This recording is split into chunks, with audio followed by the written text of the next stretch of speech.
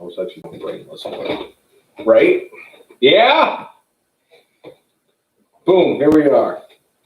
Welcome everyone to episode 201 of the F and Marks podcast.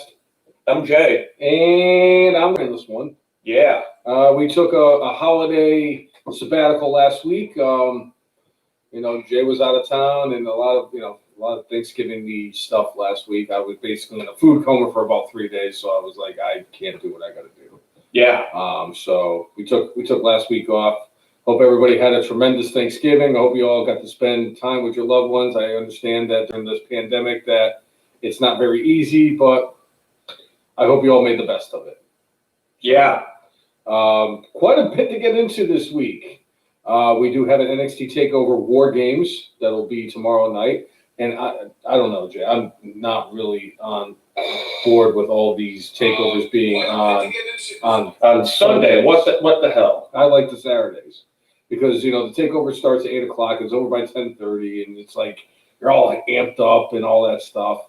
Yeah. Not that I'm saying that you can't do the same thing when you're on Sunday, but it's like you're less inclined to do it Sunday night.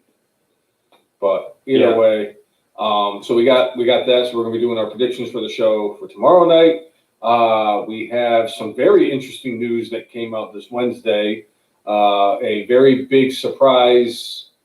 Well, surprise. Let me use the air quotes on that. For a debut for AEW Dynamite. Winter is coming, I think it is. Winter is coming. Winter has come. We have a new champion in one of the wrestling organizations that we will get into. Yeah. And a bunch of other stuff. But I guess we should start the show. Unfortunately, with the sad news, the passing of WWE Hall of Famer and wrestling legend Pat Patterson. Patterson, for me, growing up, he was the referee of the main event of the first ever WrestleMania. I know that he was the first Intercontinental Champion, but I didn't really watch him too much as a wrestler. I saw him as the Stooges, obviously, during the Attitude Era. But to me, the biggest thing that Pat Patterson was responsible for was the Royal Rumble. When we talked about The Undertaker being the greatest gimmick ever, greatest gimmick character, yes. To me, Royal Rumble is the greatest gimmick. Greatest gimmick ever. I love that show. I love that thing. So. No, we should be on Facebook today. Are we on Facebook? Isn't that Facebook? Oh, sorry. Pat Patterson, for me, I know I got into the wrestling fandom a lot later than you did. Or not really a lot later, but a little bit later than you did. For me, I definitely remember Pat Patterson from his days as a Stooges. And I remember because he used to walk around with the first IC champion T-shirt that he would have with Gerald Briscoe and everything. Pat Patterson is a former hardcore champion as well, which is kind of funny that the first ever Intercontinental champion. Also, 24/7 champion. Pat Patterson had done a lot of great things for a lot of wrestlers backstage. And one of the things that you cannot take away from what Pat Patterson meant was all of the people that came out and just gave their condolences the way they did. How he was influential on the Bret Hart-Shawn Michaels match, because Bret Hart came out and said that that he was very influential in his match with Shawn, and they both thank Pat Patterson for the fact that they had their the hour-long match, not the screw job. Right. For the Iron Man match at WrestleMania 14 is the main event for the WrestleMania 12. I'm sorry, WrestleMania 12. WrestleMania 14 was Shawn versus Stone Cold. That's right. I apologize. But like so many people had said, like the thing about Pat Patterson was like the best way to get a match is two guys trying to outsell each other. It was just one of the things that Pat Patterson said. Shawn Michaels. Yeah, he was on. Yeah, right. I know. I see what you did there. Yeah. But there's a lot of layers there. Pat Patterson was also on Legends House, that was on the WWE Network, where he was with a lot of other wrestling legends. His story times were some of my favorite ones. Just like the fact that Andre the Giant respected Pat Patterson, and was driving with Patterson a lot when they were on the road. And just like hearing all the stories about Pat Patterson was just great. And beyond that, he didn't officially come out as gay until 2014 on Legends House, like where he actually said it in person. But like for years, they actually said he was the first openly gay professional wrestler. And there's something to be said for that. I mean, it's not quite like Jackie Robinson breaking the color barrier in 1947, but like when you're in industry like professional wrestling, like that would be a very difficult locker room and environment to be in. Especially at the time when Pat Patterson was a wrestler. Yeah. Now, like with the fact that we had guys like Darren Young, who has come out as gay, and Sonya Deville came out a couple of years ago as a lesbian, and just what Pat Patterson did for both of them, helping them to actually be open about who they were and what they really were all about. So, I mean, you can't take that away from him as well. Just how much of an influence that Pat Patterson had on so many people is just incredible. On professional wrestling, I mean, he's basically been Vince's right-hand man for 40 years almost. So, WWE would not be what it is without Pat Patterson. I'm not going to say he's as responsible as Vince McMahon, but he's pretty close. And,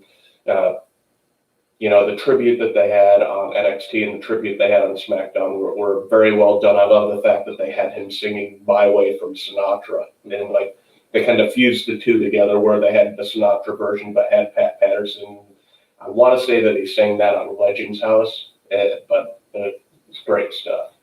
Very good. And so the wrestling industry absolutely lost a true legend. Sorry to see Pat Patterson go. So R.I.P. Yeah. And I always hate starting off this show on a somber note, but it happens. Yeah. And, at least with Patterson, it's like, he wasn't a young man, right, where you're like going, what a waste. It's like he lived a good and full life, and obviously condolences to his family, his WWE family, and yeah. So yeah. Sorry, trying to lighten up the mood, but anyway, on to different things.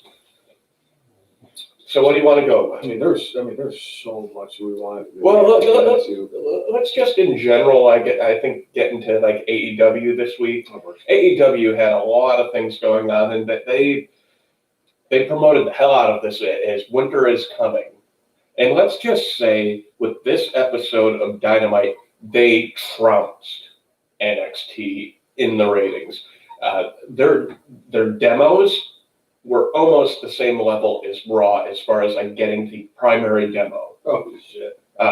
They had quite the week, and a lot of that was due to the debut on AEW of Sting. Wait, you said it wrong. This is Sting. What is it? Venice Beach, California. Yeah. It was a really, really cool moment, like where you see the lights going, all right, somebody's, and it's like, holy shit, it's Sting. And it's like, didn't say anything, just came out with his bat, did his thing, and just kind of like did a lot of staring at people and kind of like measuring him up, and obviously was helping out Cody here. And by the way, Cody was officially announced this week as Cody Rhodes into the ring. But he and Darby Allin were in a tag match going against Starks and Hobbs. And it sounds like a Fast and Furious movie. It is. I will. But so that they had a tag team match, and at the end of it, all of kind of Taz's men were coming out attacking them. Dustin came out to help out, but when Taz's guys kind of get the upper hand, then that's when Sting came out. But like the theatrics to it were awesome. Mm-hmm. I loved it. So Sting is one of those guys that, I know I've been mainly WWE for a very long time. Sting is still my all-time favorite WCW wrestler, and hashtag it's not even close. Yeah. I mean, as much as I love Booker T and Rey Mysterio and Chris Jericho, and strictly from a WCW standpoint, Sting was that guy.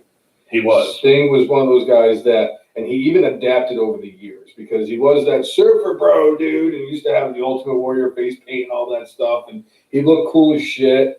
And then, he kind of developed that Crow type of persona back in the late 90s when he was feuding with NWO, and then he joined the Wolfpack and all had that the stuff. Red and then more or less he went to Crow Sting for most of his TNA run, and then he had what they called Joker Sting, although it was more his character was more similar to the Riddler than the Joker. But what's going on, Monsep? Thanks for tuning in. Exactly, Tim. Gary Michael Capetta. This is Sting. And even hearing Tony Schiavone. But even hearing Tony Schiavone it's the first time in 20 years that Tony Schiavone was like, "It's Sting!" Like, look, I'm getting goosebumps just even talking about that. It's like incredible. But it was first time for Sting on TNT television in 18 years. Yep. He was on the last match was that 2002? I thought that was 2001. So that was 19 years ago. 19 years ago. In March. Wow. March 2001. So, but yeah, it was great to see the Stinger. Apparently, he signed a long-term deal, and they wasted no time pimping out his gear on WrestlingTees.com. And by the way, they said that new gear broke records. They say it like on Pro Wrestling Tees that gear sold more than anything else. Wow. So hey, it's Sting, man. But like what I'm like, oh, all right, they're already pimping the T-shirt, but all right, who's gonna buy it? I'm like, I saw the stuff about the sales a couple days later. I'm like, going, all right, I'm an idiot. So, but comparatively speaking, are you a bigger idiot than Vince McMahon? I don't think so. So I don't think so. So they came out either yesterday or this morning. Dave Meltzer had come out and said that the reason that Sting, hold on, let me get this thing around my neck. I look like a piece of shit. All right. Sting had actually come out and said that the reason why he left WWE was because he wanted to have that cinematic match against The Undertaker. And Vince had said that he wasn't interested because it didn't really intrigue him at all. And that pissed off Sting, which ultimately led to Sting leaving on his Legends deal and signing with AEW. Personally for me, I loved seeing the Stinger. And I don't know how many matches I want to see with the Stinger anymore. They're obviously going to have a few matches with him, and I think they'll do everything they can to protect him. Hopefully, have him in tag team matches more than anything. But I don't want to see him in the ring a lot. I mean, I think he looked really good against Triple H. I think he was looking pretty good against Seth Rollins. Rollins fucked him up. Well, and Sting had said on the I think it was WWE 24 when they went over the whole thing with Sting. It's like Sting's like, you know what? There was years of abuse that happened before that. If I didn't go through those years of abuse, that wouldn't have hurt me. So Sting more or less has taken the measured approach of it wasn't Seth, it was, being a professional wrestler for 30 years. Well, the main reason that a lot of people blame Seth Rollins, if it was the only thing that, if that was the only injury that occurred from a Seth Rollins buckle bomb, then I can understand. And it's nobody would have said anything. It's because of the fact that he hit Finn Balor with the buckle bomb at SummerSlam in the Universal Killed his title match shoulder. and destroyed his shoulder, so that he had to. So there was that. There was when he busted John Cena's nose. Mhm. There was the time when he took the women's champion out On a date. and then got her pregnant, and now she's out of action for several months. But like, yeah, I mean, it's just at the point when Sting got hurt by Seth Rollins, it just wasn't a good time for Seth Rollins because it wasn't the first time Seth Rollins had actually injured somebody. And it's because of the fact that the whole Finn Balor thing and then, busting Cena's nose and all that stuff. Although they did the best they could marketing-wise when there was like, I forget, didn't they do something like I busted your nose type of shirt or something like that? Yeah, I think they did something like that. Well, back in the day, like Chris Benoit got the Crippler name because, he accidentally broke I think it was Sabu's neck during a match. But like Heyman, instead of taking that as a negative, and it happened in ECW, ended up like taking the video footage, showing you where it happened, and that's how he got that, nickname. Oh, come on! If they nicknamed everybody who broke Sabu's neck as the Crippler, Sabu would be called the Crippler. You've been waiting for that whole time. The suicidal, homicidal, genocidal, justifying Sabu. You'll probably call me crazy, but I really enjoyed his match against the Big Show at SummerSlam all those years ago. Sabu was one of those dudes, and I love the fact that we're going into like a little bit of a Sabu tangent, but that's how this podcast has been rolling for 4.5 years. Yeah.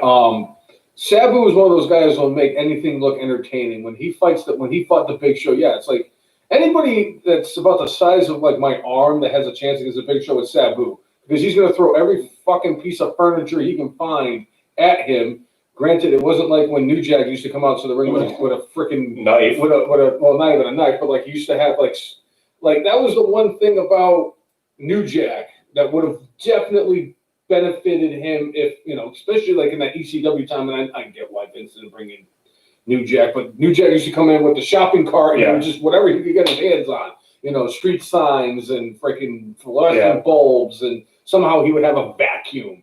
He's still to this day the only person I've ever seen who actually brought the kitchen sink to the ring. Right.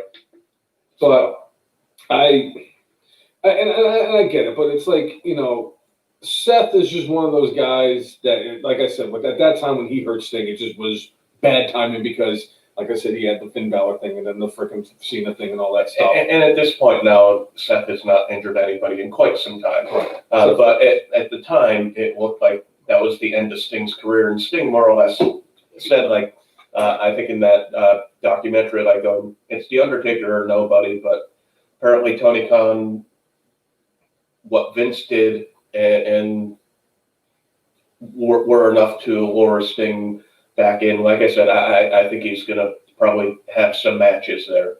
I think, like you were saying, like Sting is and was WCW. Yep. And WCW having such close ties with TBS and TNT for all those years. So for Sting, this is more going home than, anything else. The only thing I would say, Mike chimed in saying something about Sting possibly being Darby Allin's manager. The only thing I would say against that is part of Sting's persona and part of that character is he doesn't talk much.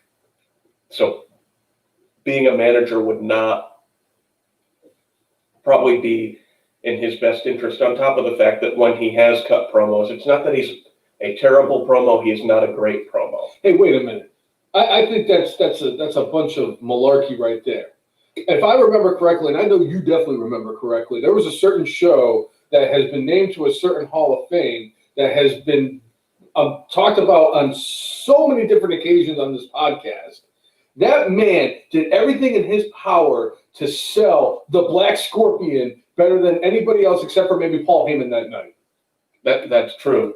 That's so true. Do not discount what Sting means as a microphone talker, because he did everything he could, and there was nothing else he could have done. He basically took a freaking dumpster fire that was covered in cow shit, and he turned it into something that was not a dumpster fire covered in cow shit. The greatest Clash of Champions of all time. What are you talking about? The greatest Clash of Champions of all? That might be one of the greatest wrestling shows of all time. No doubt. Why do you think it's in the Hall of Fame? I mean, how often do you see Tom Zink missing a reverse flying crossbody? Yeah. But thanks to Primetime Bryan Lee. Primetime Bryan Lee, who should not be in anybody's Hall of Fame. Wait, when Undertaker gets in, does that mean Primetime Bryan Lee is officially in as part of The Undertaker? Because he was Undertaker at SummerSlam, 95? Yeah. I think it was 95. I actually got that source. I didn't get it. My buddy actually got it. I actually watched that SummerSlam with my buddy. So Chris Brown chimed in kind of saying, like, he doesn't really see Sting having a match in AEW, and more or less saying that if something happens to him, then Rollins is off the hook, and the blame is on the hands of Khan's feet. The only thing I would say for that, I bet they put him through a battery of tests to make sure that he is physically able to do what he can, whatever they plan on doing with him in the ring. The other thing I would also say for that is look at Edge.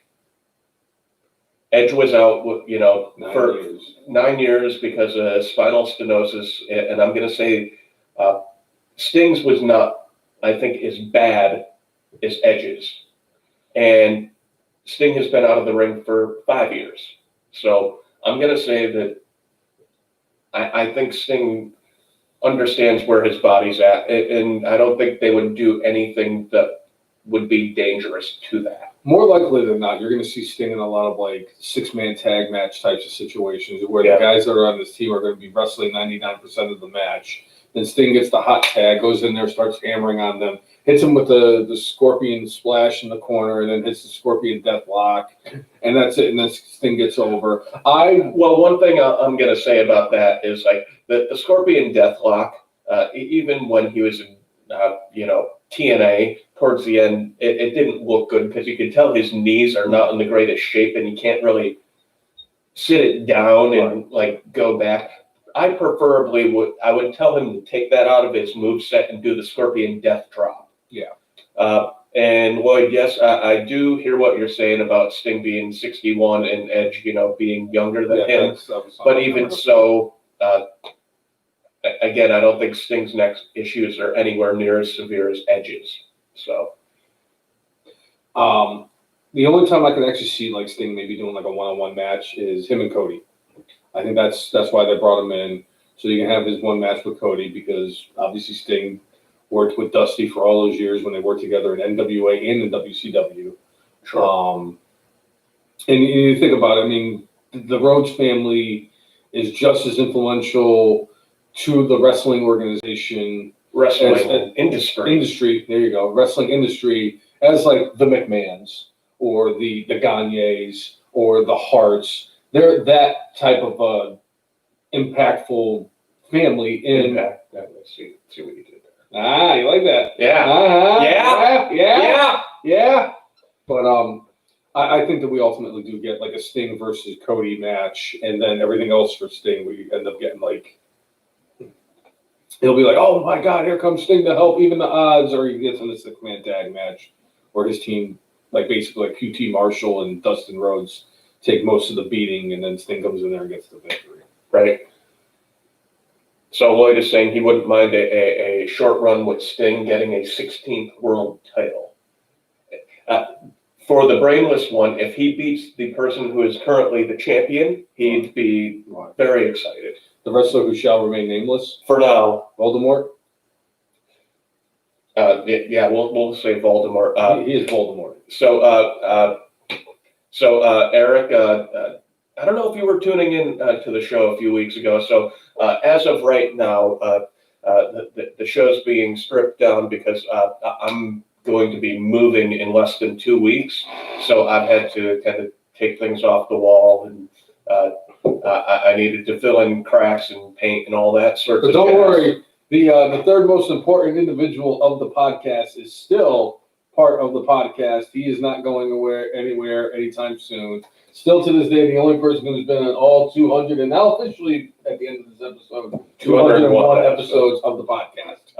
But beyond that, hopefully, once I move into my new house, I may take that week off as far as doing the podcast, but hopefully the week after that, then we'll finally be back to normal, and we'll also at some point probably be going live from the Brainless Cave. So the Brainless House. Right. I got to figure out what I'm going to do. Side note, I named my car Brainless 2. Since I'm Brainless 1, the car is now Brainless 2. You should get that as a vanity plate. Yeah, trust me, I've already looked into it. Oh, great. So, speaking of AEW, there was something else that happened this past Wednesday that I kind of wanted to talk about. What would that be, Brainless One? I was kind of hoping that a certain someone would have kind of chimed in at this point by now. Apparently, Tony Brown Snow is not there. It's fun. Yeah. So, we now have a new AEW World Heavyweight Champion. And who is that champion, Brainless One? I don't want to say it. All right, so I don't want to say it because Brainless One's favorite professional spoken into existence, then it happened. If I don't speak of it and I don't talk about it and it's not spoken into existence, then it didn't happen. So I'm not going to say it. All right, so because the Brainless One won't say it, I'm going to say it. Kenny Omega defeated Jon Moxley for the AEW World Title, and that was this Wednesday. But to me, the most interesting aspect of all of this is Don Callis from Impact Wrestling was there. At the end of the show, you just see he and Omega walking out of the arena, quickly hopping into a car that's waiting for them, and said, "Oh, well, you're going to learn more about this coming on Tuesday." Obviously meaning that Kenny Omega is going to be on Impact Wrestling on Tuesday. So in my view, this is ginormous because like you've got two of the bigger wrestling companies in the world, United States, and like they're partnering. And who knows what this could lead to down the road, but like the immediate future, I know the Brainless One has done some research and said that this might be like a one-off thing.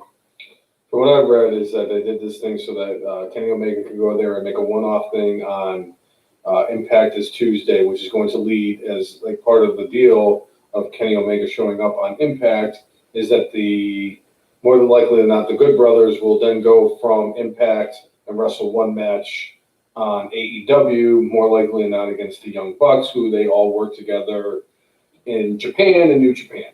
So I just want to know, why did that dirty, no good, overrated, dirt-faced retard Kenny Omega have to win the AEW World Heavyweight title?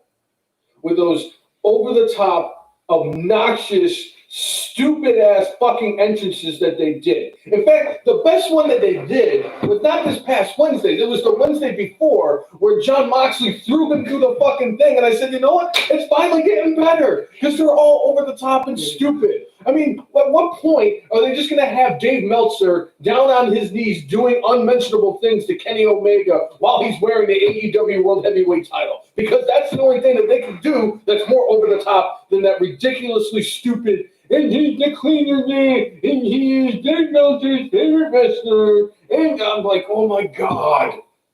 No! Now, why am I the only one? Why are Vince McMahon and I the only ones that see what Kenny Omega really is?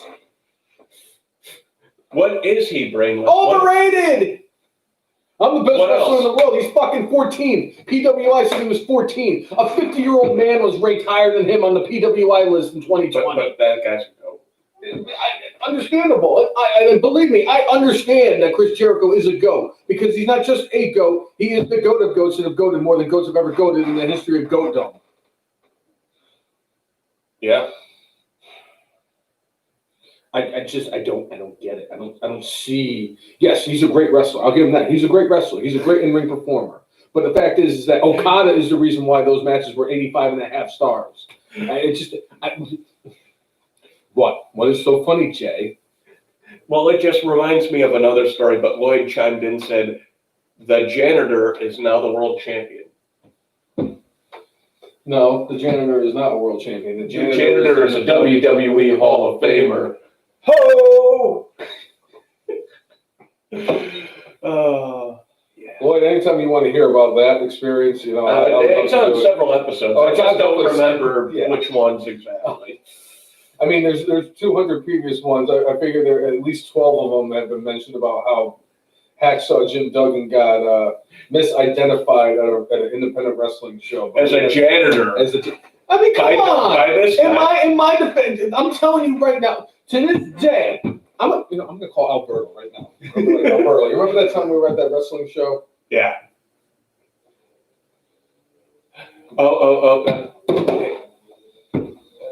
Very important question there from Gags to Clown. Who do you have? Who do you hate more, the Big Show, Kenny Omega, or what is it? Is that supposed to be New Jack? I don't know if it may be New Jack. I don't know. I don't hate New Jack. I fucking love it. New Jack's an OG, man. New Jack. I mean, he tried to kill somebody. I'll tell you right now, that whole, and I know this isn't wrestling related, but Logan Paul last weekend. Oh yeah. I mean, it kind of was because we did talk about it a couple weeks ago. Hey, where Logan Hall of Famer. Logan Paul wrestled boxed Nate Robinson. Oh, Nia Jax. Oh God. Oh God. I'd rather cut my balls off. But I had to pick which one is worse. Nia Jax. All right. I saw a video. I tagged Nicole in it, and it was a video like a couple weeks ago that she was in a tag team match against, I think it was Lana and Asuka, and like she did this thing, and like it was so bad, where she just kind of like she was supposed to get hit, and she didn't sell it very right or whatever the hell it was, and then she just kind of like ran into the ropes and threw herself out, and I'm like, why is she still collecting a paycheck? Nia Jax is the worst wrestler they've had since the worst. Oh, we gotta find that soundbite. The worst. I want. The worst since your girl. No, the lady in red. No, the Great Khali.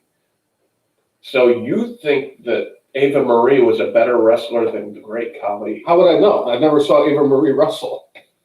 So at least I'll give Eva Marie that, because like she didn't wrestle enough for me to actually gauge how she was as a wrestling performer. It's just that storyline they did with her 4 years ago was so stupid that even I felt smart after watching it. Nia Jax might actually be worse than the Great Khali and El Gigante combined. And they're both the worst. No, see, you do it better than I do. I get the fact you do it better than I do. Let's see. So Chris Brown chiming in saying, I'd rather be forced into watching Trump's rally tonight than watch Nia Jax and someone else's career. All right. What's Trump rally tonight? I think it's in Georgia, because they have the Georgia Senate races. It still hasn't been decided? Well, what Georgia does is if somebody has, basically they have a runoff if you, I think, don't get a certain percentage of the vote. And nobody got that, so they're having a runoff between the top two people, and then whoever gets the higher vote count wins. But that's happening in June. So. Oh. Yeah. Okay, gotcha. So. Lloyd Goldberg is one of the worst in-ring workers ever. That's true. Goldberg, but he was still an attraction, just like the Ultimate Warrior was a pretty bad worker.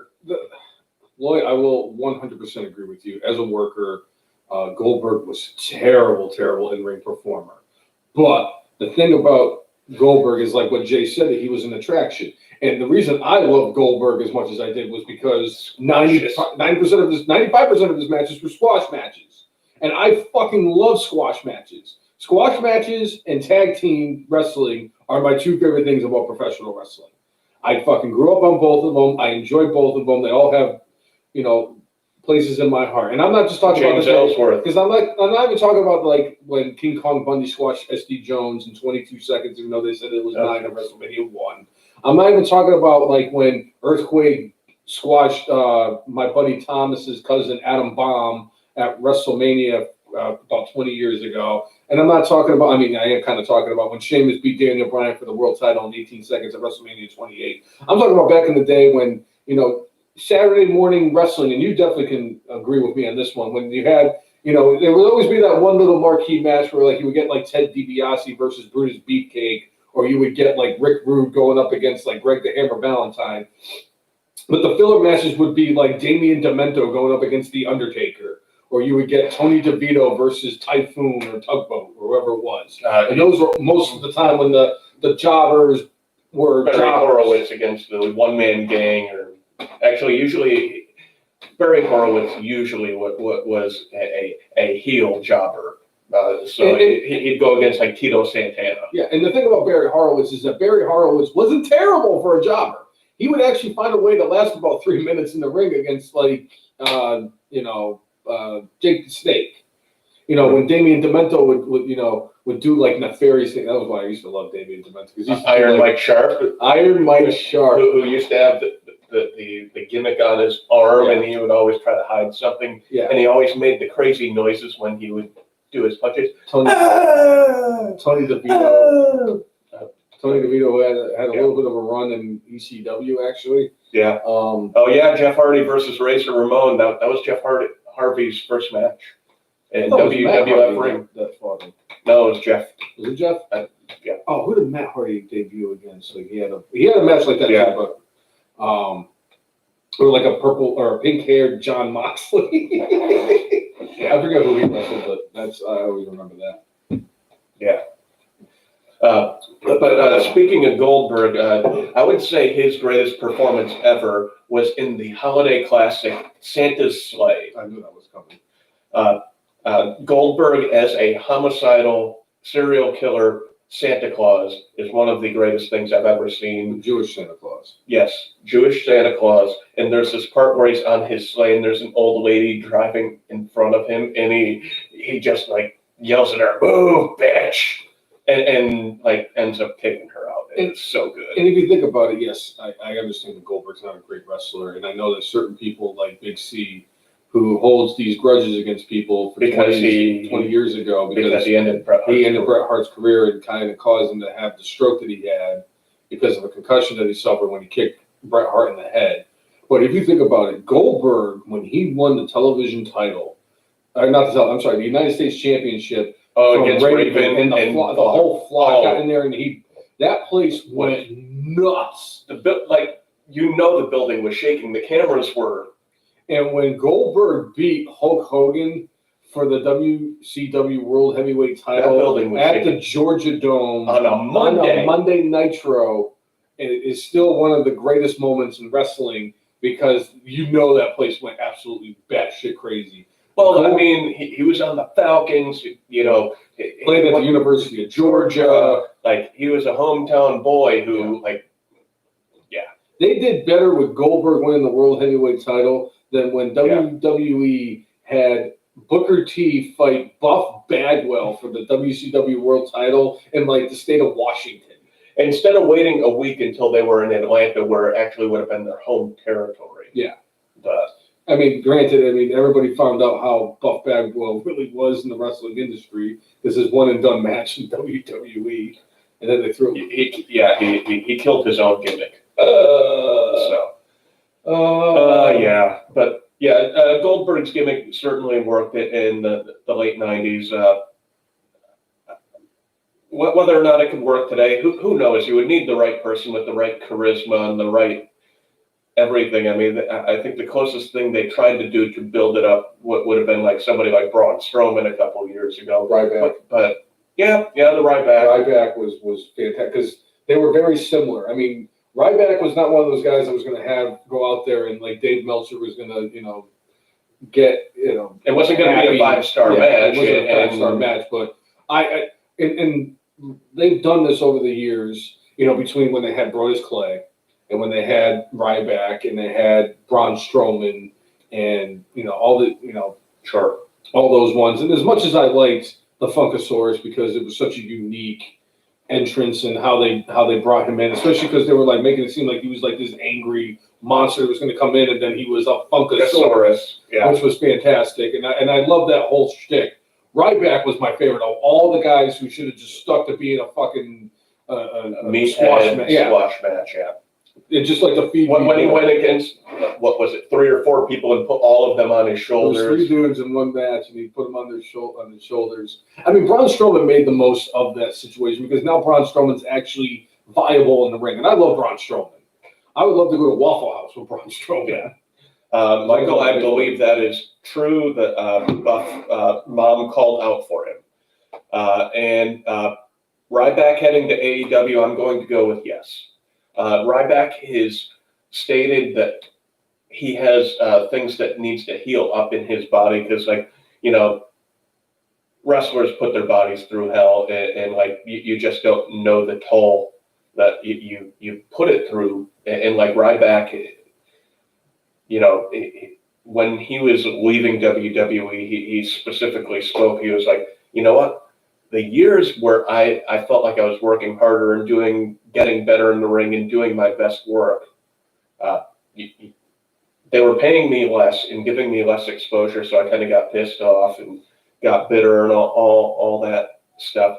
But the years of being on the road, doing all those dates, I think it did a number on his knees and shoulders. Now I think also part of that is like a lot of lifting and a lot of weight on that frame. But I think he's gone and got the stem cell treatment to help rejuvenate that stuff. But I think we will see the Ryback in AEW, but I don't believe anything he does will be a long-term thing. I think it'll be, 6 months or less type run, just so he could go out there and do it one more time. So that's my take on it. If that's the case, I need Ryback versus Marco Stunt. Yeah, that's all I want to see. I want to see Ryback put Marco Stunt, Jungle Boy, and everybody of that size on his shoulders at the same time. It could happen. Yeah. It could be more impressive than when John Cena had Edge and Big Show on his shoulders at WrestleMania. Would it be more amazing than the time Michael Jackson came over our house to use the bathroom? No. Or more amazing than the time that we saved all those old people from the retirement home fire? Yes. Or the time that I ate my weight in Godfather's pizza? Michael Jackson did not show up. But his sister did. Yeah.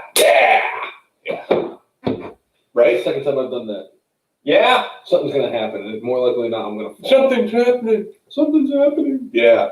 So, you know what? That could be it. He'll be there just so he could get his spot on the video game, AEW video game. So, but circling back to where we started, yes, Kenny Omega is now your AEW Dynamite World Champion. So, I think this opens up to an awful lot of different things down the road. I mean, you could get a guy like Hangman Page getting another shot. As long as it leads to what I want more than anything else in AEW, I'll be fine with it. Because I have this theory. This has been my whole theory that I had a feeling that Kenny Omega was going to be the one who ultimately took the title off of Jon Moxley. Their match that they had, I think it was at All Out, their first All Out as AEW, where Moxley, pile drove Omega into that glass table, which was fucking awesome. They had a great match. They did. I enjoyed that really good match this week. And I'm not taking that away from Kenny Omega as an in-ring performer. And he's wrestling with a torn labrum or partially torn labrum. So, I mean, you want to talk about a tough guy. I mean, that's no joke. I want to see Kenny Omega and Orange Cassidy for the AEW title, and I want Orange Cassidy to go over. Because I think it's going to ultimately lead to Orange Cassidy winning the title and then dropping it to the man who's eventually going to get and should be getting the AEW World Heavyweight Championship, and that is one Malcolm Jacob Friedman. Yeah. All right. I'm better than you, and you know it. I fucking love that guy. You know why that's a pretty good idea. James Storm coming to AEW and him with Adam Page. Beer.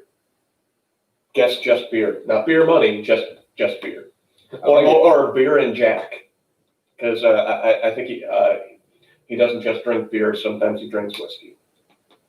So one of my favorite things I've ever seen was when Adam Page handed his beer off to somebody as he was walking to the ring, flipped into the ring and hit somebody with a clothesline, picked up his beer and drank it. Yeah, I fucking love Adam that was Page. so good. The pride of the Commonwealth of Virginia, Adam Page. Yeah. I mean, he's not like the magnitude of you and I and how we are in the city of Bristol and how important we are to. Oh, that was so important.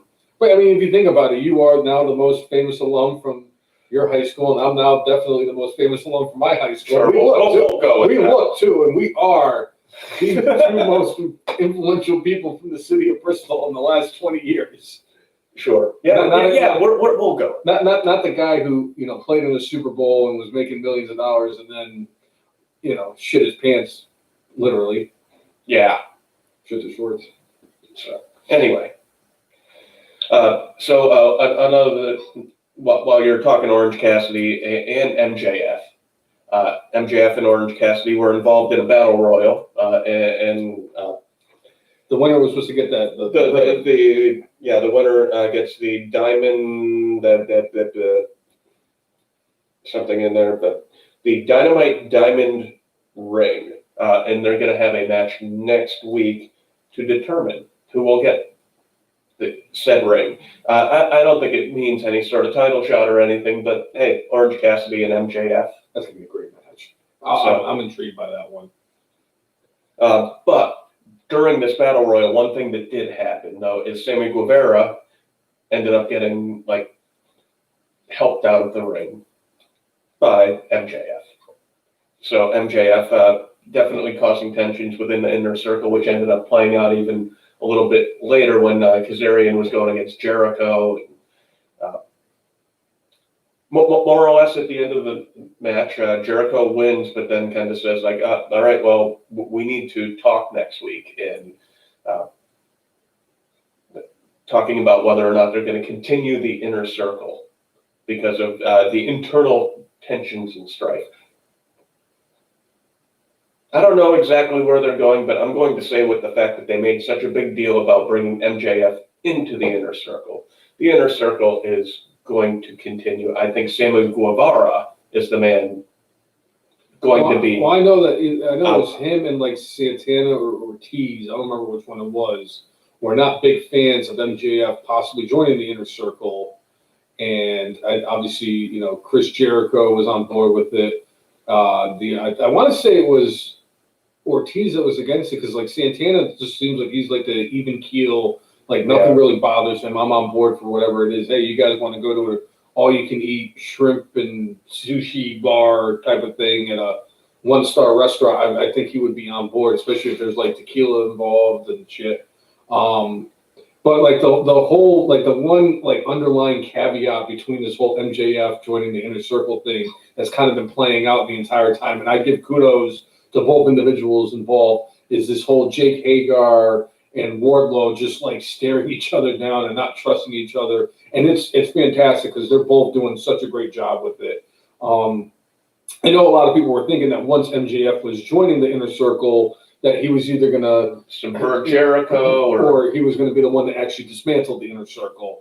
So I think it's a little too early to be pulling the plug on the inner circle storyline. So I'm curious to see what happens. I think that this ultimately leads to Chris Jericho and MJF hugging it out and prolonging this a little bit further. All right. So Lloyd is saying, so with Don Callis leaving TNA to AEW to manage Kenny Omega, where does it go from there?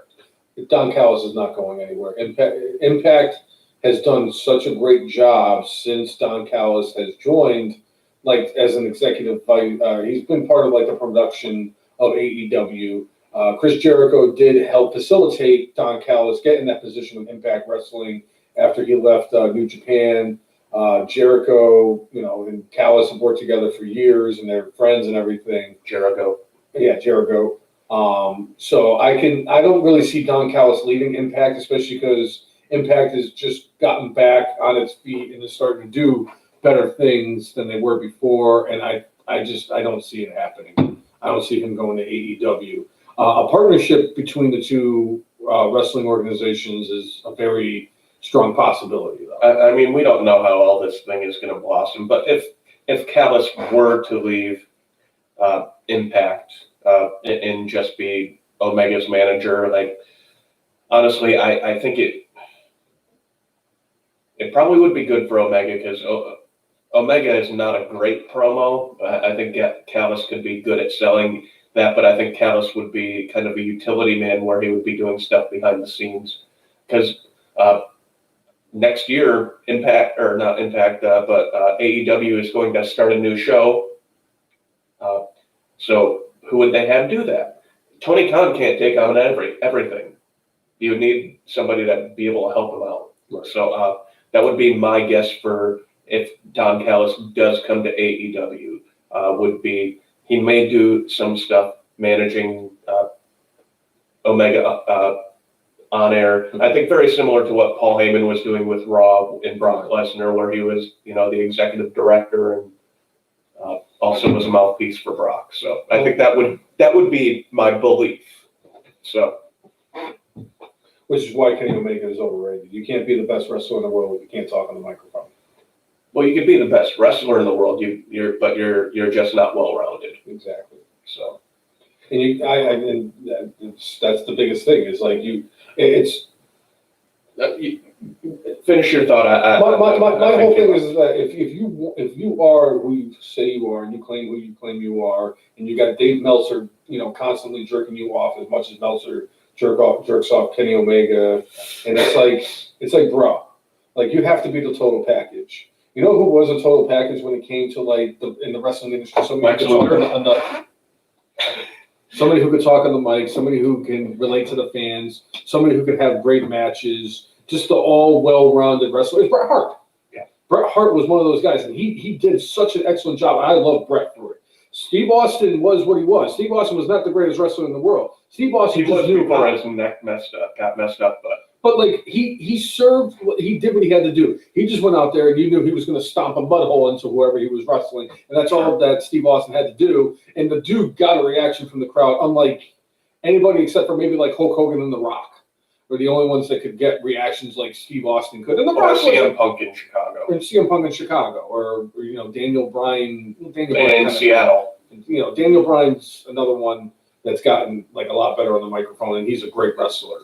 Roman Reigns has gotten a lot better on the microphone too. I mean, he is miles from where he was. It was that Cena rivalry that he finally started getting what he needed to do on the mic. When all those people said that, it was Chris Jericho that came out and said it, and Cody Rhodes came out and said it, and a bunch of other people in the wrestling industry said that Roman Reigns is the biggest star in professional wrestling. He is officially, in my opinion, hit that spot because he was one of those guys that he's must-see TV at this point. Must-see TV. I am so vested in everything that he does. He is now the biggest wrestler in the industry, no questions asked. And this heel turn was the perfect thing that they could have done.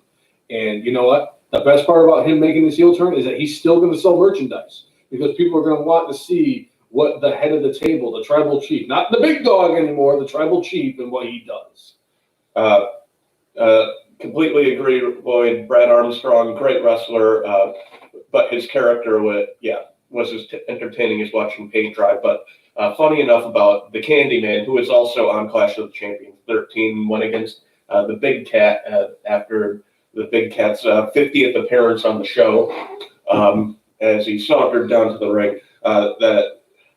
I think it was on Talk Is Jericho, and I forgot who he was talking to. He talked about Brad Armstrong, and he said if the character Brad Armstrong was behind the scenes, was the character that he was on TV, he would have been the most over professional wrestler of all time.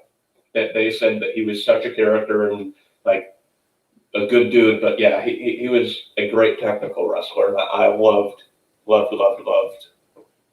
Kind of like watching him wrestle. I vaguely remember him having a U.S. title match against Luger. That was a pretty good match. I always said the same thing. Like another guy that I always think of with with like if they were how they were backstage was how they were in front of the camera, is Owen Hart. And Owen Hart did a wonderful job at being like the sniveling little younger brother to the GOAT Bret Hart and everything. And people wanted to hate Owen. They did. And he did such a great job. Everything that they gave Owen delivered in such a way that you would never imagine. But the thing about Owen was Owen loved playing practical jokes on everybody. The story that they had about him and The Undertaker, where he wrestled a match, like a house show, he wrestled against The Undertaker, and The Undertaker has like this fear of cucumbers. And Owen Hart actually had cucumbers on him and like shoved them in The Undertaker's face during the wrestling match. And it was like, bro, not anybody could get away with that. So I really do think that if Owen's like actual personality came out, he would have been the biggest star in wrestling. Speaking of Owen Hart, WWE announced the Slammies are coming back. So that's two-time Slammy Award winner Owen Hart. Two-time Slammy Award winner Owen Hart. So I loved when he went on and on about winning the Slammies. And years later, Michael Cole, when he was heel announcer, like brought out the Slammy, and he tried to do his best to kind of encapsulate that spirit of what Owen did. But speaking of promo skills and what have you, it was interesting that this week CM Punk came out and actually commented on saying it's sad that Pat McAfee cuts a better promo than everybody else on the Black and Gold brand. Except he was like, he might be the best one out there. Maybe Rhea Ripley's better. Now, I think he was over-exaggerating because Adam Cole, baby! It is freaking awesome. I will say this, and I've been talking about Pat McAfee on the NXT brand, and I keep telling people, like a lot of people that are not really in tune to what's going on with NXT, who are like wrestling fans or were wrestling fans or whatever it was, Pat McAfee, what he's doing right now is just incredible. Pat McAfee just has this ability because one of the biggest things when you want to be a star in the wrestling industry is getting a reaction from fans. Whether it's a good reaction or a bad reaction, any reaction from the fans is better than no reaction. Just as Jason Jordan. Right. McAfee is absolutely 100% killing it. Pat McAfee has this like heel personality about him that he just has a way of getting people to be pissed off. I think his podcast is incredible. I think what he's doing in NXT is incredible. Pat McAfee is one of the biggest stars in NXT right now, and I think it's great. And he is, he had his match against Adam Cole and did, I would say, overperformed what people thought he was going to be able to do. Yep. He is getting thrown in the deep end tomorrow. Oh, yeah, absolutely. A War Games cage match. Obviously, they're going to have him come in last. Oh, of course. But even so, I mean, your second match is a cage match. If you think about My it, God. Think about it though, Jay. When you want to have somebody who is from like outside the wrestling industry come into the wrestling industry who can perform in a way that it's like, okay, you're not going to embarrass yourself out there. You're going to want to put him in the ring with guys that he's going to be able to handle being in the match with. And there's no better four guys, in my opinion, except for maybe like Johnny Gargano himself, the GOAT of NXT, that was going to help him in what he is capable of bringing to the table in a match than the four guys from the Undisputed Era. Because, Cole, Strong, Fish, and O'Reilly are four of the best in-ring performers, and these are guys who are going to help build you up and help, bring out the positive parts of your wrestling abilities, as opposed to, like, you're not going to put them in the ring with, like, Roman Reigns back when Roman Reigns couldn't carry a match. The same thing with John Cena. You would put them in the ring with somebody like CM Punk or Daniel Bryan, who are going to help elevate them to where they are. And these are four guys who are going to help that. I am curious to see if Pat McAfee jumps from the top of the cage tomorrow night. I am really intrigued by that. I think he is dumb enough to do it. I think he is too. And I think he also trusts the people in the ring with him to help him not kill himself. And one of my favorite underlying parts about the match tomorrow for War Games is the fact that our boy, Oni Lorcan, is going to be in the main event of War Games tomorrow night. I think he's going to be one. He's going to be the first in. I'd like to see him and O'Reilly kick it off. I really would, because I think they would perform very well. I mean, Any of them, honestly, like any of them, any of them, yeah. I like Birch, but to me, he would be the one. Like I would at least like to see first. But I think Lorcan for me is the one I would like to see first in the ring. I'd love to see Pete be a workhorse. I'd like to see Pete Dunne be the workhorse. And I'll tell you, like, watching Pete Dunne wrestle when they had the advantage, when he fought against Kyle O'Reilly. Number one, that match was fantastic. Those two fucking delivered like I've never seen two guys deliver before. Not to discount anybody else in the history of the 30 plus years I've been watching wrestling or anything like that, but those two guys brought it to the table, and I was thoroughly entertained by it. Yeah. Pete Dunne looks so weird now that he dropped all that that chunkiness about him. Yeah. And I'm like, he just looks weird. I'm like, and it's not bad. I'm like, I'm just so used to him, being kind of like not defined as like in the ring, but like it just was so weird seeing him because I hadn't seen him wrestle, since before the pandemic, and then he got fucking ripped, and it's like that's not Pete Dunne. But it is, and it's like he looks smaller, and I don't. He doesn't look like his father anymore. Yeah, he doesn't look like William Regal. All right, so Mike chiming in saying, I have a feeling that Fish is turning on the Undisputed Era. Just a gut feeling, but I would not be surprised if it happens. Interesting, yeah. We will find out tomorrow. I don't see them doing that 2 years in a row where they turn somebody against their group 2 years in a row, like they did with Dakota Kai when she turned heel in the tag team in Knox last year. I don't see that happening 2 years. I mean, I could be wrong. I've been wrong before. And as Reverend Brown once said, if the Lord is wrong, I don't want to be right. Yeah. But I don't see it. I mean, it's possible. I've seen crazier things. I just personally, I don't see them doing anything like that.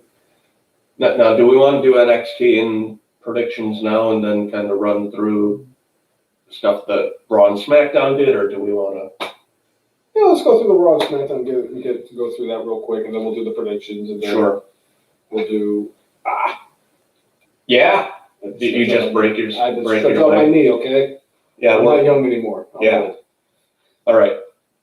One of my favorite things that happened on Raw, like Jeff Harvey went against Elias in a Symphony of Destruction match. Oh, that was beautiful. Like, beside the scary ass bump that Jeff took at the end, R-Truth and the piano may have been R-Truth. Oh, so good. It was like that little like. Well, I didn't see that one coming, and and then everybody coming out to the ring. But you know what? Those two dudes beat the holy hell out of each other. I liked it much better than the guitar on a pole match that Vince Russo booked a couple weeks ago. I love the fact that Elias also got electrocuted during that match. Yes. That was a nice touch too. But I love this match, and glad that Jeff is okay after hitting the back of his head on the metal steps. What? He probably just wasn't expecting that table to break quite that way. Mm-hmm. But apparently he's all right. Apparently the Hardy family is used to taking hits on the back of the head. Between the Sammy Guevara spot back a couple months ago and this. So, yeah. Anyway. I enjoyed that. That was one of my, especially since Raw is such a dumpster fire each and every week. This Jeff Hardy Elias storyline is actually one of the more watchable things that they have. Between that, Bray Wyatt and everything he does, and I was going to say that's another thing that actually and the Hurt Business are the only things I can think of. The Orton and Fiend promo was pretty good, where he talked about hey, and Orton was on a moment of bliss, and then talking about how, the way I beat Bray, a few years ago, I found out what his weakness was and exploited it. And then he looks at Alexa and kind of says, I think I know what his weakness is now. And then she was like, yeah, JoJo Offerman. right. So. The one thing I thought was interesting was the criticism backstage that they had for the Moment of Bliss segment. And I don't understand why. I mean, this is the best story that's being told right now other than Roman Reigns on SmackDown. This whole Randy Orton, Fiend, Alexa Bliss type of thing. And everything that the Fiend and Alexa Bliss has done has just been excellent. She has been a wonderful addition to the Firefly Funhouse, to the whole Bray Wyatt character. And it gives a side of Alexa Bliss that we're not used to seeing, and I thoroughly enjoy it. And I think it also keeps her safe because obviously she had a lot of concussions and other issues in the last few years. So it keeps her, like, she's still in view without putting her body and her life in danger. Yep. So, but I thought this was a cool, well-executed segment. And, you know, we'll kind of see where it goes from here. But then the match of the night, Slapjack went against Ricochet.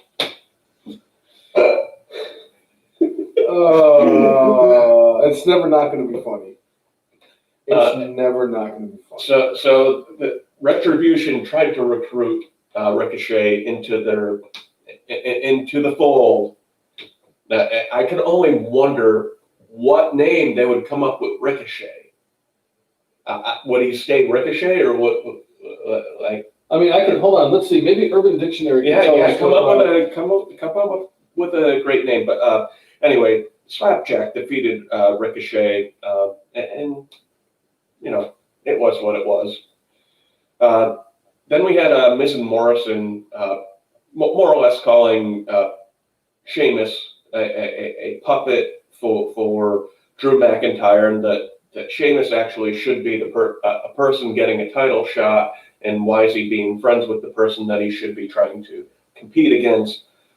This led to Miz and Morrison kind of beating down Sheamus, but set up a holla at me if you hear this, a tag team match later playa with Drew McIntyre and Sheamus versus Miz and Morrison. But you know, all right, let it out. Let it out. You might as well just keep Ricochet as his name because it's just as bad as Slapshot. Slapjack. That's what I meant. Slapshot, Slapjack, whatever. Barf, puke. Whatever. Ricochet. Obviously, everybody knows that a ricochet is when you throw something and it bounces off of it and ricochets off. Yeah. Well, according to Urban Dictionary, one of the things is when you take a bowel movement and the fecal matter splashes the water inside the toilet bowl in a BIDET effect, bite it. This can be very dangerous since toilet water is filled with various bacteria and germs. You don't want to get that stuff on you, let alone your asshole. Line the bowl with toilet paper to soften the fall of feces to prevent ricochet. Great. Oh, wait, hold on. It gets better. But wait, there's more. When the male is laying down getting a hand job from another person, and when you're about to come, she points it at your face and makes you come on your own face as a ricochet. I am so done with this world. I'm going to just cancel the internet for myself.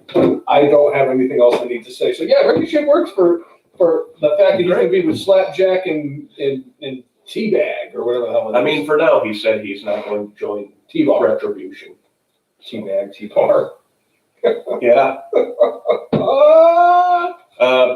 Chris Brown, I absolutely agree. Miz and Morrison deserve better than what they've been getting. The Miz is going to win the title. We shall see. The Miz is going to win the title. So we had one of my favorite things ever happen. Asuka and Lana, who are not tag team champions, went against the female tag team champions of Shayna Baszler and Nia Jax. And Asuka and Lana won. No. Apparently, they're going to be getting a title shot soon. No. So there's that. There's that. Anyway, I mean, that's been officially retired from my batter brain list, so I can't. It is what it is. That's right. I'm gonna keep beating the dead horse of WWE Booking. booking until you die. Yeah. Yeah. All right, so we had Cedric Alexander going against Xavier Woods. Honestly, this is obviously building to have the Hurt Business go against the New Day for the titles at TLC. But the weird thing was, at the end of this, when Cedric won, the rest of the Hurt Business is in the ring to celebrate, and Cedric is leaving to go do his own thing. Yeah. I thought that was very interesting as well. Obviously, if they do get the tag team title shot, it's going to be Cedric Alexander and Shelton Benjamin that are going to be fighting for the tag team titles, which will be a classic bout anyway, because that's 4 great in-ring performers working together. And not quite 4 great in-ring performers working together, but we did have a #1 contenders match to determine who's going against Drew McIntyre at TLC. We had Matt Riddle, which, why is he in this match with all the losses that he's gotten? Wait, you said it wrong. It's just Riddle, remember? Oh, yeah. Riddle I'm is sorry. Cousin Jay. Yeah. You're supposed to get it right. Yeah. But I heard Keith Lee was also in that match. Keith Lee was also in that match in AJ Styles. Yeah. I love the thing that he did backstage with, I don't remember what the giant dude whose bodyguard's name now is. He had a pie and everything. And the guy goes, "That's not a pie, that's a cupcake." And I'm like, no, fuck you. Yeah. Right. So AJ Styles came out on top in this match, and AJ is the guy, right? Basically, he's above Dolph Ziggler, but more or less he's the Dolph Ziggler guy at this point, where you put him in the match to have a really good match with the guy who's on top. But you think of AJ as like an incredible threat to beating Drew. I still think that AJ Styles is not like away from actually winning a title again. Oh, he can win the title again. It's just not now. That's all. He's like an upgraded version of Dolph Ziggler, who's like a legitimate threat who can actually win titles. Yeah. I'd still like to see him win the tag team title so he could be a Grand Slam champion. Yeah. Still waiting for Sheamus to win the Intercontinental title too, though. That'll be a while. And I'll be on board with Sheamus getting a title shot from Drew McIntyre too, because they're both really good friends. When Drew McIntyre got married, Sheamus was in his wedding, so I would love to see the two of them go at it, because I think it would be an absolute slugfest. Oh yeah, I love matches like that. Each other. And they've been doing that for years. Yeah, so I would be on board with Sheamus getting a WWE Championship title shot from Drew McIntyre. Another thing of note this week, we had Reckoning, Mia Yim, lose to Dana Brooke. That Retribution stable, they're really something, aren't they? The fact, my favorite was it Mustafa Ali at the end? No, was Aaron Riff from No DQ actually went on Twitter and he goes, "Oh my God, Reckoning has lost her mask, and oh my God, it's Mia Yim." I just started laughing because it's so stupid that they came up with those stupid names. And it's like, yes, I get it that you have those novice fans of NXT who don't really know much about Mia Yim or Donovan Dijakovic or whoever it is, but you got all those people like us who have the network and watch that shit on a regular basis, and it's like, why did you have to? I mean, poor Shane Thorne is now known as Slapjack. He's never going to recover from that. That and his paper plate fucking mask that he wears. But so at the end of this, Mustafa Ali was shouting at Reckoning, saying, "There is no failure in Retribution." Right, because they've been winning everything and anything. They lost their first match. Slapjack, who looks like a little doughy around the... Slapjack lost at life because of that name. They complete. I'm just going to tell you this. They completely botched everything they could have done with Retribution. They really did. They had a chance to do something special with this, and they completely just... It's worse than the Nexus, because like at least the Nexus for a little bit you're like, "Oh, they're taking over. Nope. Slapjack absolutely guaranteed this was not going to work. My God. My God. So, yeah. Yeah. And then we had Miz and Morrison versus McIntyre and Sheamus for the main event. And McIntyre and Sheamus go over via DQ because AJ Styles interfered and gave the phenomenal forearm to McIntyre. But it was funny because at the end of the show, AJ was like leaving on top of like the shoulders of his bodyguard dude. AJ Styles is just killing. I love AJ Styles. So he's one of those guys who could definitely sneak into my Rushmore.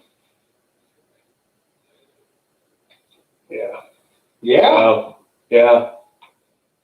So shall we run through SmackDown? Yeah, let's run through SmackDown quick. All right, so at the beginning of the show, we had Roman Reigns and Kevin Owens promo. And they, at one point, Kevin Owens called Roman Reigns a bitch, more or less saying, like, Roman Reigns is not man enough to face him, and that's why he sent out Jay last week. And, you know, basically at the end of this, Roman kind of just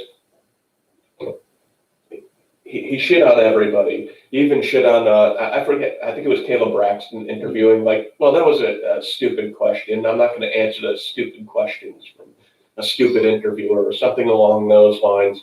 Just total heel dick. He's great stuff. Great stuff.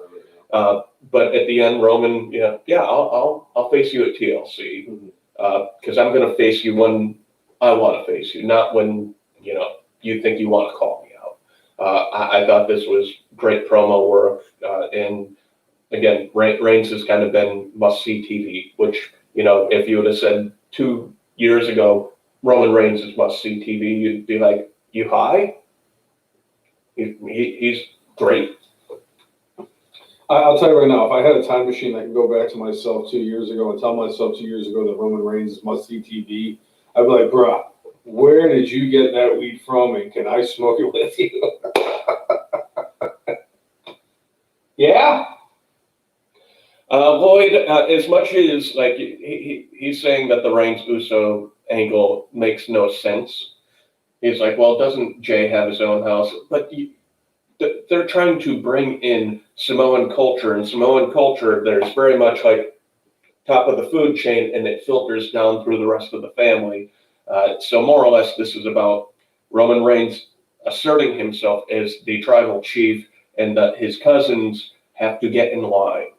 And again, storyline-wise and culture-wise, this is leading to Roman Reigns against The Rock at some point. Oh, of course. So I'm actually kind of intrigued by that because I really want to see The Rock go over on Roman instead. But it is certainly silly and stupid that Roman is saying that he's paying Jay's bills and feeding his kids. But, it's like, I don't know if part of the culture thing of that is like going, oh, you have to pay your tribute to the tribal chief. Well, I think that's less about like Roman Reigns coming out of his own pocket to feed Jay's kids and, pay his bills and everything. You got to think about it. Roman Reigns being the biggest star is the reason why WWE is making money. And if WWE is making money, Jey Uso is making money. If Jey Uso is making money, he's paying his bills and feeding his kids. That's where I get that from. I don't even see it as like Roman's actually physically paying the bills or feeding his kids. I think it's because of the fact that Roman Reigns is who he is the reason why. Because WWE is better with Roman than they are without Roman. And this whole thing, like with him being like this bad motherfucker, we all know that if the coronavirus has a breakout in the main roster, the first person out the door is going to be Roman Reigns, and we won't see him until the actual, the vaccine is an actual thing. Right. Because Roman's not going to risk his health, and I don't blame him. And actually, he's kind of come out and said, like, it wasn't my health I was worried about. He more or less said, like, my wife had twins, and I didn't want to have them get exposed to anything. So I still think that his own health played a part in that, too. I get that he's trying to make it seem like it was just about the kids, but it's like, at the end of the day, bro, you got to look out for number one, and you got to worry about yourself. Because, yes, I understand you want to do it for your twins, but you also want to be there for when your twins get older and they need their father in their lives. Sure. So I understand, and believe me, I'm never going to question somebody, picking their health or well-being over anything else in this world. That's the most important thing, because you need to be here because you have a family and you got to worry about them. The wrestling industry will come and go, and they'll find their next star, and the wrestling industry will survive. It's not worth risking your life to, for professional wrestling. I'm sorry, it's not worth it. Chris, storyline wise, I think in the first week or two, Heyman was aligned with Roman. They explained why he was aligned with Roman. I think he more or less said that Roman called him up and wanted to do something. I know it's a little bit hokey, but more or less talking about how I think it was the fans doing what they did, disrespecting Roman for all those years, drove him into the hands or the arms of Paul Heyman. Which is funny too, because the fan, But I think Heyman was needed to kind of legitimize Roman as that heel. Well, I mean, you think about it, guys like us, the wrestling fans that are like us, have been saying for years that somebody like Paul Heyman would absolutely catapult Roman Reigns, because we all know that Roman Reigns is a polarizing figure. We're not going to take that away from him. He's not a terrible in-ring performer, and I love the fact that he's now added the submission move that he has. Yeah, the guillotine. The guillotine, and he's not terrible in the ring. It's just that he just doesn't have that personality or the mic skills to put him over the top. He's kind of like a Brock. I mean, Brock Lesnar was just it was the absolute attraction. That's what Brock Lesnar is. And I think that working with Paul Heyman is absolutely going to put Roman Reigns in a category where he can be considered one of the top guys of all time. So, and working with Heyman is not the worst thing in the world. If I was a wrestler, and even if he's just picking his brain. Yeah. There's only one person in the history of the wrestling industry I would want to work with more than Paul Heyman, and that's Bobby Heenan. Yeah. Because Bobby Heenan is the GOAT of the wrestling industry. Right. All right. So beside that, we had a 6-man tag match where it was Daniel Bryan, Rey Mysterio, Big E versus Dolph, Sami Zayn, and Nakamura. So a couple of things to note. Big E came out specifically with his old school chalk entrance. And obviously this match right here was specifically setting up so we will get Daniel Bryan versus Sami Zayn at TLC in a couple weeks. I'm okay with that. They know how to wrestle. Because at end of the match, Daniel Bryan did pin Sami Zayn for the victory for his team. So, and then we after that we found out that Sasha Banks will defend her SmackDown Women's title against Carmella at TLC, and Carmella kind of called out Sasha for she more or less said Sasha, I've held the title longer than you ever did. If you combine all of your reigns together versus one title reign for me. But, Sasha kind of pulling hey, you're not even in my league, but did accept the match for TLC. So, yeah. I think it's just a way, Lloyd, for them to just keep putting daycare on both shows. Yeah. So makes sense. I would do it as a business sense. And then the one thing that I think everybody wanted to see was Baron Corbin aligned with the Forgotten Sons. And it was funny because I remember reading the timeline and everybody's I didn't realize that the goons that were helping Baron Corbin were Cutler and Blake. And Blake. Well, that really makes them the Forgotten Bones. Yeah, I don't know what this means for Jackson Riker, if he's gone for good or who knows.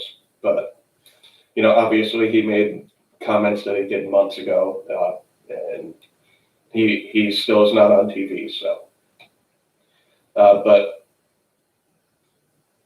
this was what it was. But we had Corbin defeating Murphy in a match, and Murphy had the Mysterios in his corner for this. But Corbin obviously had the Forgotten Bums here to help him out and helped him to victory over Murphy. So, And Scarlett. yeah. Canadian humor. Yeah. So, right, and then for our main event, we had Otis Kosovich and Kevin Owens versus Roman Reigns and Jey Uso. They had a weird bit of booking at the end of this match. Like Roman did his thing where he kind of came to the ring when he wanted to and went into the ring when he wanted to. Didn't have a problem with that because that's kind of been like what he's been doing since he came back. So I have no issue with that. But at the end of the match, Reigns got DQ'd by putting the guillotine and not letting go. Yep. And as Jey Uso was the legal man, so Roman kind of just came in as the non-legal man and put Owens in the guillotine.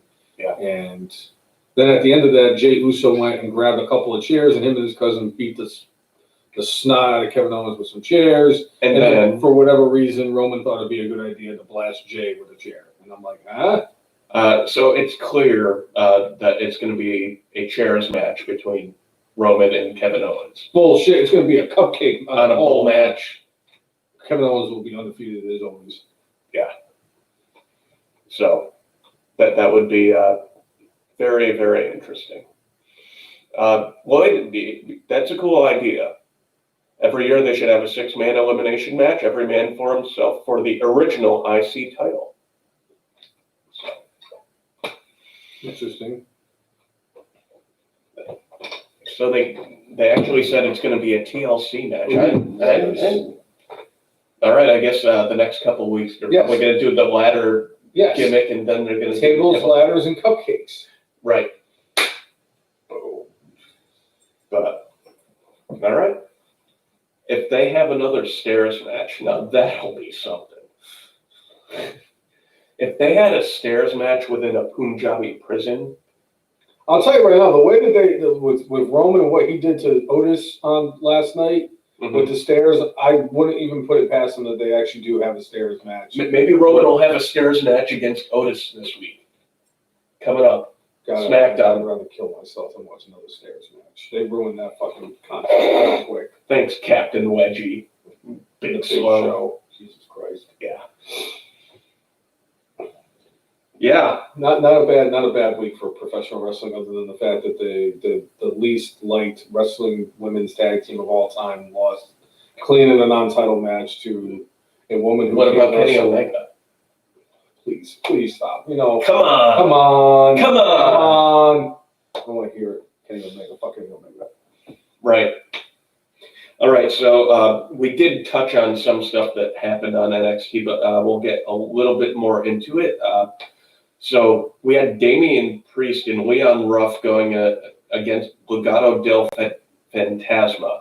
And Priest specifically wanted to team up with Ruff so Ruff doesn't get hurt before their triple threat North American title match, which will be tomorrow on War Games. With Johnny Wrestling. That's right. And Johnny Wrestling was on commentary, and they had several ghost-faced appearances, and Gargano just kind of, oh, what's this? And just being kind of a dick heel. So, yeah. Speaking of the ghost face thing, because it kind of goes hand in hand and everything, apparently one of the main stars, they said, of the NXT roster contracted the coronavirus, and they've done a great job of keeping them away.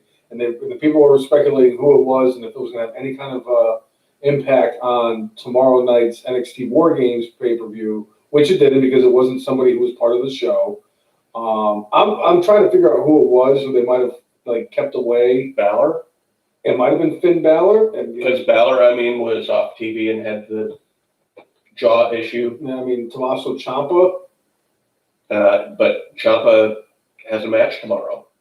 Okay, so it must not have been Ciampa. And because I guess they said that Indy Hartwell had contracted the virus, which is why they kind of brought in the ghost-faced storyline.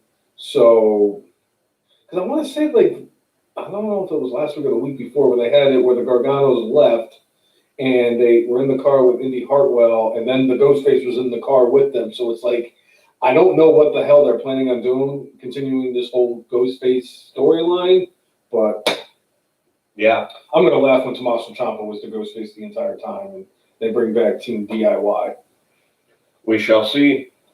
Speaking of Tommaso Ciampa, they had a segment of Thatch Can. And he was talking about how many people get distracted and end up losing and get surprised, this, that, and the other thing. And next thing you know, the camera pans over and Tommaso Ciampa's there. And then he and Ciampa end up beating the heck out of each other, going from the backstage area to getting beaten up and down the aisle in the ring. But in the end, Patch got the better of him and choked him out. So I can't wait to see these two guys in the ring because they're both two incredible performers. They're going to beat the fucking shit out of each other tomorrow night. Yeah. I hope it leaves off the show. I think it'd be a good curtain jerker. I think the women. Yeah, the women War Game match. One of the War Games matches probably going to lead the show. I think that the men's one's going to be the main event, though. I think the women will lead off. Yeah. Speaking of the women's one, Toni Storm because we didn't have the show last week, I wanted to touch base on that, where Toni Storm was actually part of now the Team Shotzi. Not Team Shotzi. She's part of Team. What's her face? Yeah. Why am I having a brain fart on Mrs. Gargano? Yeah, Candice LeRae, and that was it was an interesting swerve that a lot of people didn't see, and I actually like it because I really did think it was going to be Indy Hartwell, Raquel Gonzalez, Dakota Kai, and Candice LeRae, and then instead of getting Indy Hartwell, we're getting Toni Storm, which I think is impressive. By the way, she got thick.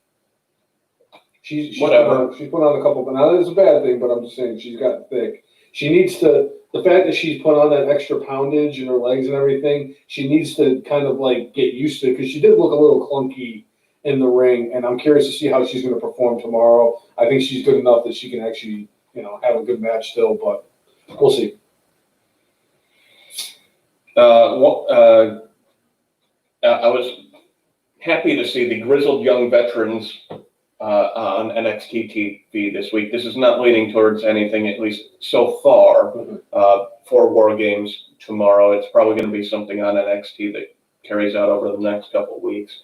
But they were supposed to be going against Everrise, but before the match could even start, Imperium decided to come and beat the hell out of Everrise. So we ended up getting Imperium versus the Grizzled Young Veterans, which signed me up every time. Now there were spots where it was definitely clunky in the ring, but by the end they kind of got their crap together. And then after that, all of that goes on. Everrise comes out to get revenge for getting beat up before the match, and we ended up with a double DQ here. But I wouldn't mind seeing a three-way match between these three teams. Agreed. I was so happy when the Grizzled Young Vets came back a week and a half ago. So I love me some Mark. I think it's Mark Andrews, right? It's James Drake and Zach Gibson. Zach Gibson, that's it. Zach Gibson. I love seeing me some Zach Gibson. Yeah. And then we had Cameron Grimes going against August Gray. Cameron Grimes is going to have a strap match against Dexter Lumis, and he ends up beating up August Gray, puts a strap on him after the match, and there's a part where Grimes is going, "Hey, you're not going to be able to get away from me, Dexter. You're not going to be able to get away from me." And he's like, "See, even if you get knocked out of the ring, I can pull you back in." And then he's looking towards the hard camera, and Dexter Lumis is who he pulls back in, and then Lumis beats the holy hell out of him. I'm excited for that. So we have a friend named Pat who one time showed up watching a football game, kind of like Mike Ditka, and kind of had the mustache and everything. It was the Big Ten championship, and he dressed up like Ditka wearing a Northwestern sweater vest. And all I'm going to say is the way that Pat looked that night reminds me of what Dexter Lumis looks like. Yes, I was going, Pat. Our friend Pat is love that dude. Our friend Pat made turducken for us a couple of Thanksgivings ago. It was nothing against everybody else I've ever had Thanksgiving with in my life. It was the greatest Thanksgiving meal I've ever had. Agreed. Greatest one. 5 stars. Dave Meltzer would have even given it 5 stars. I don't know about the 5 stars. He did feed us Malort, so that dropped it down to 4 for me. Wrong. That makes it better. No, Malort tastes like puddle water that was been shit out of somebody's ass. Right. And then flushed on the toilet and you grabbed it out of the septic tank. That's what Malort tastes like. It's great. Think about the worst thing you've ever drank in your entire life, multiply it by 100 and piss in it, and that's what Malort is. You crack yourself up. All the time. Yeah. All right. So there's that. We talked briefly about the Pat McAfee promo. My favorite part of this was when he told Vic Joseph that he sucks. It was great. I love McAfee. And you know, they had like a night on the town with the Undisputed Era, and the Undisputed Era talking about how they ruled this place since they started, and you know, it ain't gonna stop now. What? Gonna be interesting. Yeah. And then we had Raquel Gonzalez versus Shotzi Blackheart in a ladder match to determine who is going to get the advantage. And one of the things they kept on talking about throughout the night was who else was going to be on Team Shotzi. They couldn't find anybody else to be on Team Shotzi. But it was revealed who their teammate was at the very end of this match. And that will be the NXT Women's Champion, Io Shirai, who Raquel Gonzalez was going up the ladder to basically go and get the advantage for her team. Io Shirai, I mean, you want to talk about perfect dexterity and perfect everything. Like, she jumped from the ropes directly on the ladder, stuck the damn landing, and like, you know, we've seen that spot before where people fuck it up and it just doesn't look very good. She did it perfectly and ended up helping Shotzi win the match, and now Team Shotzi has the advantage come tomorrow, and Io Shirai is the 4th member of that team. Mm-hmm. And so the teams for that are Team Shotzi has Shotzi Blackheart, Ember Moon, Rhea Ripley, and Io Shirai. And Team Candice has Candice LeRae, Dakota Kai, Toni Storm, and Raquel Gonzalez. So, all right. So, prediction time. So for that match, who do you have? I'm going to go with Team Shotzi just because you got the women's champion on there. You got Rhea Ripley. They are the 2 biggest stars, I think, in the women's division.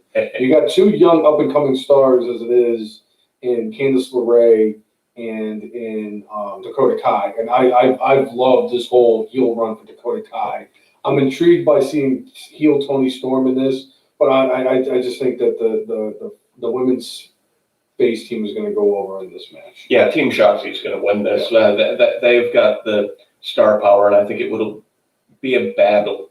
I mean, to me, it feels strange to have your women's champion not be the team captain and not be the focus. Mm-hmm. But I think it would have looked bad if she was on a team and her team didn't win. Right. So, although on top of the fact that it's like Rhea Ripley on the team, which again to me is probably, you know, if Io Shirai is the number 1 women's wrestler in NXT, Rhea is number 2. Yeah, I agree. So yeah, Team Shotzi. Although Candice LeRae was number 3, in my opinion. She was that good. So, all right. All right, then we have Leon Ruff versus Johnny Gargano versus Damien Priest, a triple threat for the North American Championship. Leon Ruff is gonna regain the title. I don't know if I would retain the title. I don't know why. I think that somehow like Priest is gonna Priest and Gargano are gonna beat the holy hell out of each other, and then like Ruff is somehow just gonna come out on top. I don't know how, but it's gonna happen. I'm going with Johnny Gargano winning the North American title again, and I think because it's triple threat, which means no DQ, we're going to get Ghostface. to help Johnny Gargano win. Ghostface is 2 matches that Ghostface can potentially get involved in, too. So. Okay. I don't hate it, but I think just the way that they've been doing this whole thing with Leon Ruff, it makes sense for him to retain the title. All right. Dexter Lumis versus Cameron Grimes in a strap match. Dexter Lumis. No doubt. Dexter Lumis, like, what they've been doing with Grimes, like, he's kind of like a comedic chicken shit heel character. And he's doing a great job at it. He is, but I think as a talent, he deserves better. But you got to remember, Trevor Lee is still only 26 years old. So he's got a long, bright future ahead of him. And he's taking this and doing better. Oh, yeah, he's running with it. He's not sitting there and, like, doing a crappy job with it. He's doing the best he can with the time he's given. So exactly.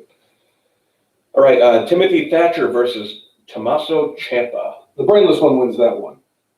Because I am so excited to see that fight. Those two are going to beat the bloody piss out of each other, and I am so going to be happy when it happens. But if I had to pick somebody to win this one, Timothy Thatcher's going over.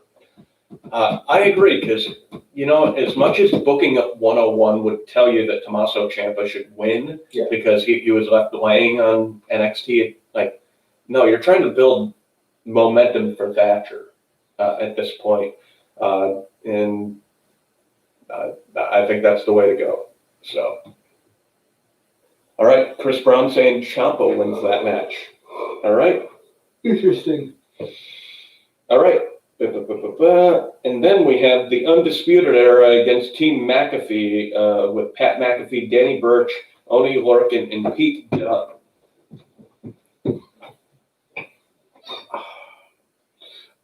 The Undisputed Era was taken out by McAfee and his goons over the period of time. You know, obviously Lorcan and Burch were the ones that took out both Roderick Strong and Bobby Fish from their tag team title match that they were supposed to have against Breezango, and then they ended up winning the tag team titles from Breezango. And then we got Pete Dunne to get in there to take out Kyle O'Reilly, and Pat McAfee helped take out Adam Cole with Adam Cole, baby! What the hell is the dude's name? The former rugby player, the bad motherfucker who's going to have a bright future. I forget his name. I forget his name too. But yeah. They basically took out all the Undisputed Era, took them out for a while. They came back to an eruptive, returning reaction from the fans. Obviously, with the Undisputed Era all turning face in this, it looks like it's leaning towards them going over in this match. But my whole thing is that you've done a great job at booking Pat McAfee and the rest of his people, whatever they're called, whatever the group is called. I think they called them like the Kings of NXT, but like as far as for this, they actually just called them Team McAfee, not the Kings of NXT. So I think that they've done a great job with all of that. This is a really tough call, but I think that the Undisputed Era at the end of the night will be standing tall. Okay. I'm going with Team McAfee here. I think to build more credibility for them, the Undisputed Era could go with anybody in the ring and make them look good. And McAfee is not established as a wrestler and head of a faction. Yeah, you can piss people off and do a good job with that. But so can I. But then going professional wrestling. I can't. I'm fat out of shape. I'm a fat out of shape Bristol, Connecticut sweat hog, Jay. Yeah. Rick Rude put that dream to bed many years ago. So okay. Kevin Owens isn't professional wrestling. He's a fat fuck too. That fucking fuck. Well, that's what I'm saying. Why I'm saying so you're telling me there's a chance? No, because Kevin Owens can actually do a backflip into a dude who's laying down in the corner, and if I do a backflip, I'm probably gonna land on my head and snap my neck. Okay. No. Just. All right, but anyway, I think Team McAfee wins this one. It wouldn't surprise me if they won it, but I'm going to go with the Undisputed Era just because this whole thing with them turning face and the whole group and everything. And I really do feel like the faces are going to be standing tall at the end of the show tomorrow night. All right. Cool. If they're not the main event, I don't know what is going to be the main event.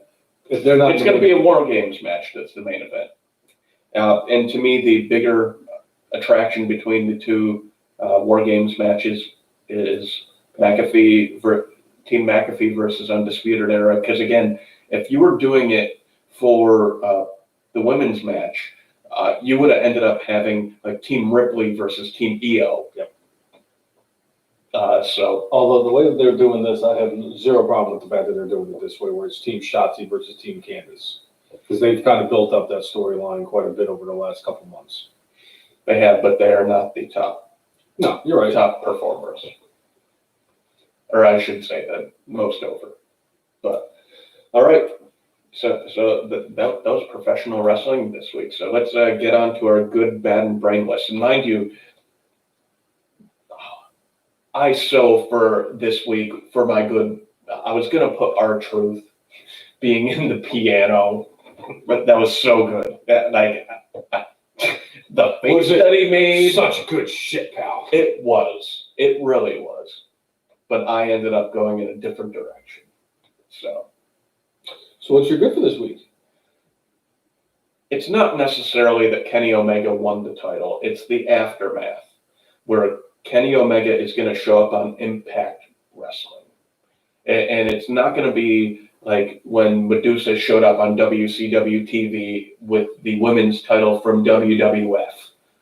Kenny Omega is legitimately still the AEW champion, and he's showing up on a different show. This could be the start of like game-changing partnerships where maybe WWF or WWE is like going, oh, maybe we need to do something more and better. So I wouldn't be surprised if they let WWE join forces with New Japan, because they've done it before. Yeah. So, but that's a solid good, Jay. Yeah. So what's your good brainless one? My good for this week is the fact that we are getting MJF versus Orange Cassidy next week on, I believe, Dynamite, to wear the ring of all the rings. And believe me, I wanted to put my good for this week being Kevin Owens getting thrashed with a couple of chairs last night. I really did. It was a dark horse last minute candidate to win my good for this week. But the fact is, I get the go versus the go for a ring, and which is I ultimately think will end up being in the future an AEW World Heavyweight Title match between Orange Cassidy and MJF. So I'm excited for that. So that is my good for this week. So Chris Brown actually chimed in with a question, wondering why the triple threat number one contender match on Monday Night Raw was not the main event, on at the end of the show. I am going to say that this specifically comes down to TV ratings. We all know the third hour of Monday Night Raw is the least viewed of all the hours. They put that triple threat match in the most viewed section of the show. Agreed. As much as it should be on last, because it should be the main event since it's the number one thing, but they decided hey, well, let's put it in the most viewed section of the show and let's have the WWE champion on the last match, even though that match was just specifically for Raw and not, it could down the line lead to Sheamus and Drew McIntyre, but we shall see. And I still agree with you, though, that Sheamus with that look that he has, that should be his in-ring look, not just walking into the ring. Yeah. So, but that's what my belief is as far as that goes. All right, bad for this week. When Reckoning lost her match this week, and Mustafa Ali shouted that Retribution does not accept failure or something along those lines. It was like a laugh out loud moment where it's like, you have failed from the beginning, dude. Really?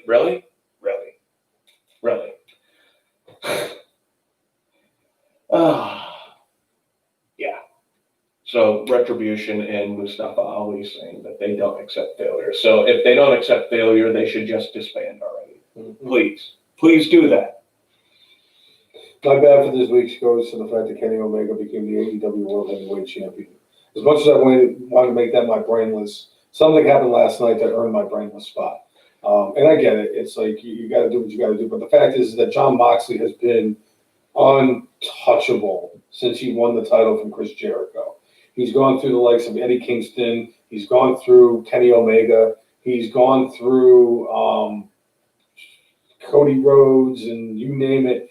Jon Moxley was beating everybody. MJF, who was on fire when he beat MJF. Undefeated. He was undefeated.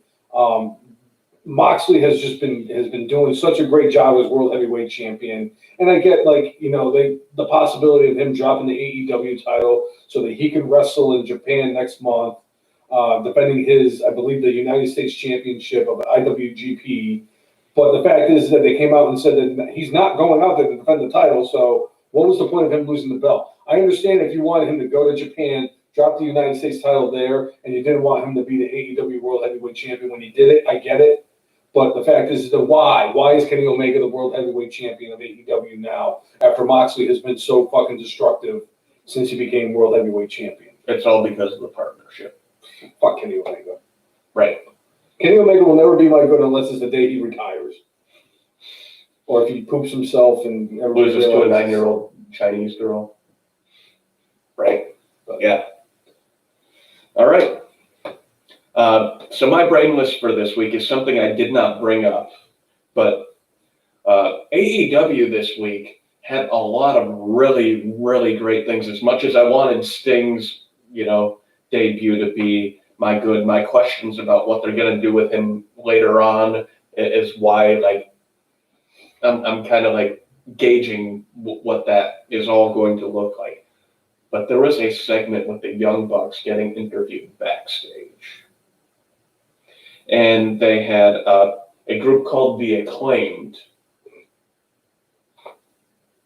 do a rap, talking about how they're going to take them out. And it was terrible. It was one of the worst things I've seen. I would say the two things I've seen on wrestling television that were worse than this, outside of Mia Yim with the possibly that brawl that she had a year or so ago. Old Day was worse. And when Jeff Jarrett tried to teach me MMA on TNA programming years ago, those were worse.